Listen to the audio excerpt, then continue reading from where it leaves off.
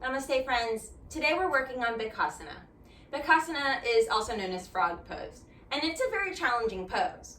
With Behkasana, it's a deep hip opening stretch, and it's also extremely vulnerable and one that may not be practiced often due to its vulnerability, and also known in trauma classes, we tend to opt out of this particular pose. However, it's extremely beneficial for working through the lower abdominal muscles as well as to alleviate tension in the hip flexors where we tend to hold quite a lot of trauma. So it's kind of an irony kind of a pose. But as you become more comfortable with it in the privacy of your own home, then you might be able to discover doing it out in public in your public yoga classes. Here, we are going to utilize in Behkasana the blocks. And if you don't have blocks, then find pillows or something that's a little bit harder pillows. That would be helpful to support you and stabilize you as you come into this particular posture. I'm going to show you two angles of the pose, so I'm going to be a little vulnerable myself. I'm going to show you the front angle, and then I'm also going to show you the back angle. So in the front variation, we tend to begin this pose. Typically, it's one practice in a yin yoga class because of the openness in the hip opening. We would have ourselves in all fours, and you want to have your blocks nearby. I would suggest placing them at the level 2 height to start, and then as you feel comfortable, lowering it down. If you're really, really tight, then I would suggest taking it all the way up to the 3rd height, okay? From this space, I'm gonna do mine on the level 2, just to show you from this angle. I'm gonna come up, and my hands are gonna be down in front of me. I'm gonna walk my knees out to the outside edges of my mat. And this is a space where I would encourage you to maybe even use a blanket and place underneath your knees, or even a hand towel, because if you have a hard floor or wood floor, or tile floor, because that way it'll help you to slide the knees out. So I have pants on to cover my knees to slide out. And then from here, you're just gonna rest your thighs on the blocks. And the blocks might be a little topsy-turvy, so you wanna get them stable, okay? And then from here, this is your Behkasana. You're gonna take your feet out to the side, creating a 90-degree angle. You're gonna look forward and place your hands onto the ground. This might be it for you today.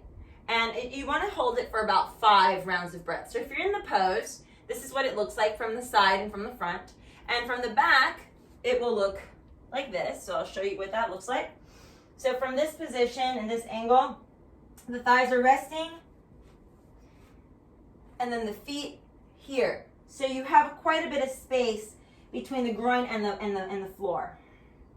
Over time, from this angle, over time, you'll be able to lower the block down 1 layer at a time, or you can add pillows, and over time, you will come all the way down to the ground. Arm positions as you begin to lower, and I'll turn back to the front now, is you're going to take your forearms down and keep the spine long. Keep the spine long. Keep looking forward. And from here, just drawing the belly in on the exhale. I'll be in the modified with you so that you understand where we're coming from here. Now, you can slide the legs out longer. You can even start to take the legs out to the side little by little, creating more of a W shape. Ultimately, they will come all the way out, and the hips will be completely flat on the ground, coming into the full straddle split. You're gonna walk your way back up when you're complete, and then press your feet to lift. You're in a squat position to remove your blocks, and come to seated. There you go.